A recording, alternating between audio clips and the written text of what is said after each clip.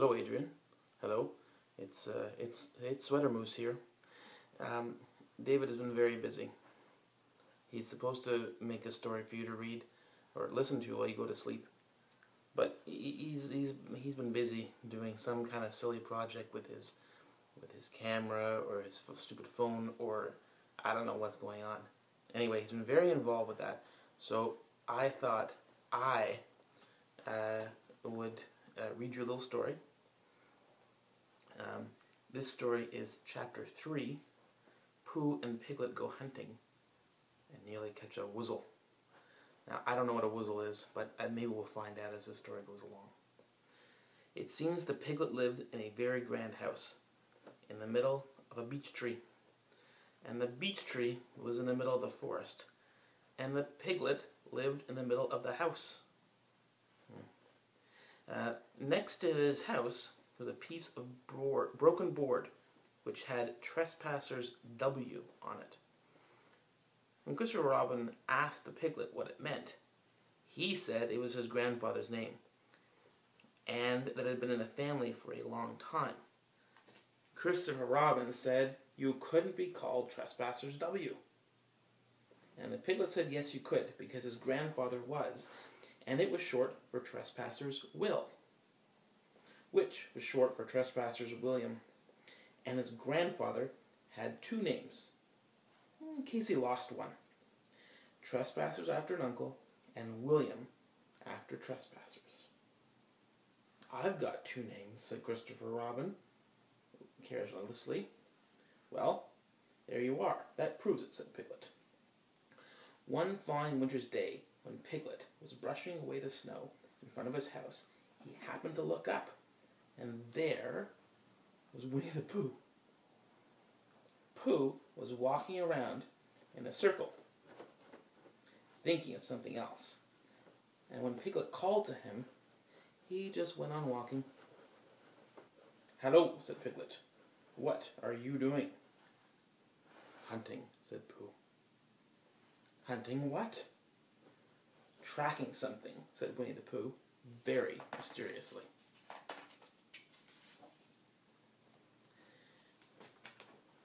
"Tracking what?" said Piglet, coming closer. "Well, that's just what I asked myself. What? What do you think you'll answer?" "I shall have to wait until I catch up with it," said Winnie-the-Pooh. "Now, look there." He pointed to the ground in front of him. "What do you see there?" "Tracks," said Piglet. "Paw marks." He gave a little squeak of excitement. "Oh, Pooh, do you think it's a Woozle?" "It may be," said Pooh. "Sometimes it is, and sometimes it isn't. You never can tell with paw marks." With these few words, he kept on tracking. And after Piglet, watching him for a minute or two, ran after him, Winnie-the-Pooh had come to a sudden stop, and he was bending over the tracks in a puzzled sort of way. "What's the matter?" asked Piglet. "It's a very funny thing," said Bear. "But there seems to be two animals now. This whatever it was has been joined by another whatever it is, and the two of them are now proceeding in company.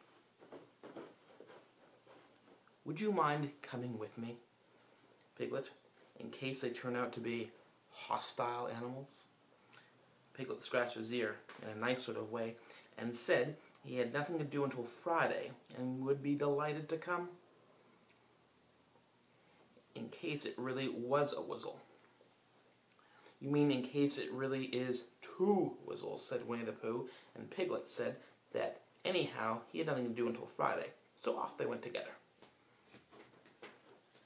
There was a small spiny of larch trees just here, and it seemed as if the two Woozles, if that is what they are, had been going around the spiny.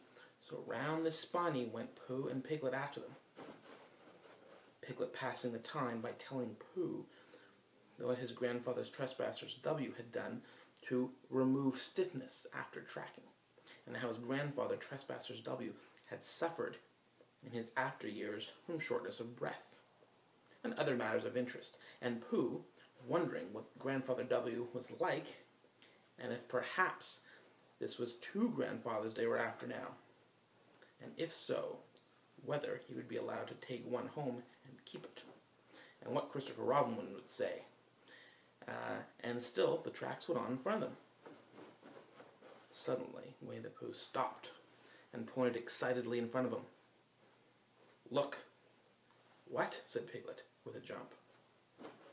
And then, to show that he hadn't been frightened, he jumped up and down once more, or twice, in an excited sort of way. "The tracks," said Pooh. "A third animal has joined the other two." "Pooh!" cried Piglet. "Do you think it is another Woozle?" "No, no," said Pooh, "because it makes different marks. It is easier two Woozles in one, as it might be, Whizzle or two, as it might be, Whizzles in one, if it is Woozle. Let us continue and follow them."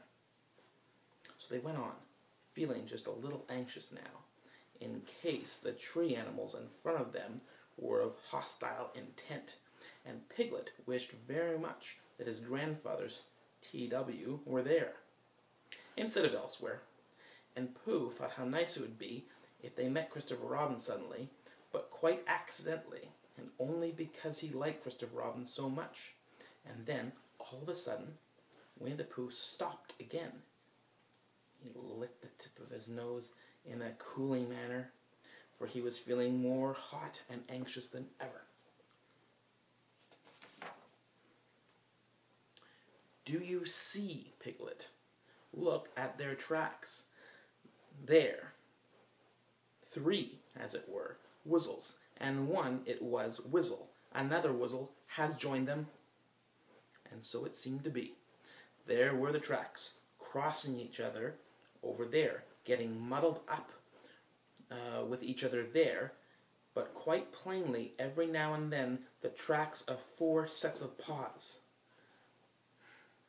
"I think," said Piglet, when he had licked the tip of his nose too, and found it brought very little comfort, "I think I have just remembered something. I have just remembered something that I forgot to do yesterday, and shan't be able to do tomorrow. So, I suppose I really ought to get back and do it now." "We'll do it this afternoon, and I'll come with you," said Pooh.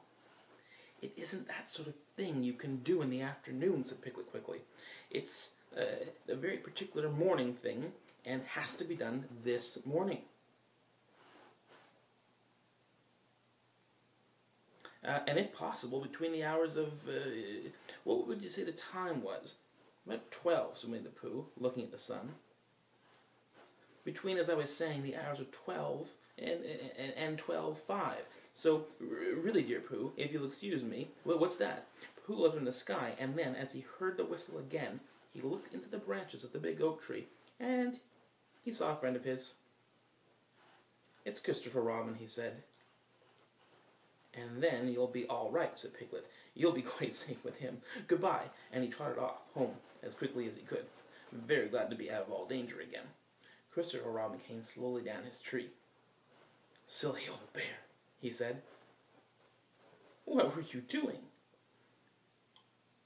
"First you went around the spiny twice yourself, and then Piglet ran after you, and you went round again together, and then you're going around a 4th time." "Wait a moment," said Winnie-the-Pooh, holding up his paw. He sat down and thought in the most thoughtful way he could. Then he fitted his paw into one of the tracks.